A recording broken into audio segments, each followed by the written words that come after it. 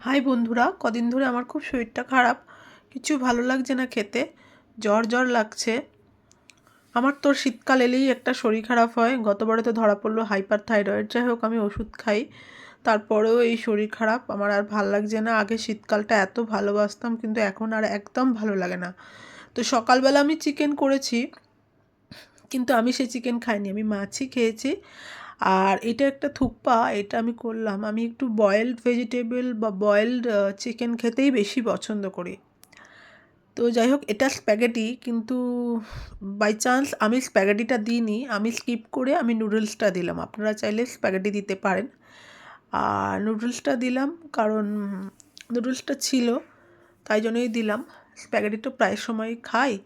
তো ভেজিটেবল আপনারা আপনাদের পছন্দ মতন এই সিজনাল ভেজিটেবল দিতে পারেন, যা আপনাদের ইচ্ছা হয়। আমি এখানে গাজর দিয়েছি, ক্যাপসিকাম দিয়েছি, বিনস দিয়েছি, আর আমার কাছে ছিল হচ্ছে পেঁয়াজকলি আর বাঁধাকপি, এগুলো দিয়েছি। আর মশলা যেটা আছে, মশলাটা আমি আপনাকে এটা দিলাম।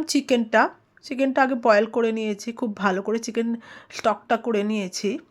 সেটাই আমি দিয়ে দিলাম ওটাকে। তারপরে হাড় থেকে আমি ছাড়িয়ে নিয়েছি। আপনারা চাইলে নেট চিকেনও নিতে পারেন, আর আপনারা চাইলে হাড় সমেত চিকেনও নিতে পারেন। এটা হলো সেই নুডলসটা। এবার আমি নুডলসটা দিয়ে দেবো, জল ঝরিয়ে নিয়ে নুডলসটা দিয়ে দেবো। যাই হোক, পুরো রেডি। কিন্তু দারুণ সুস্বাদু হয়েছিল, খেতে দারুণ হয়েছিল, খুবই সুন্দর হয়েছিল। সাদা তেল দিয়ে করেছি, যেহেতু এটা একটা বয়েলড ভেজিটেবল, তাই জন্য খুবই ভালো লাগলো।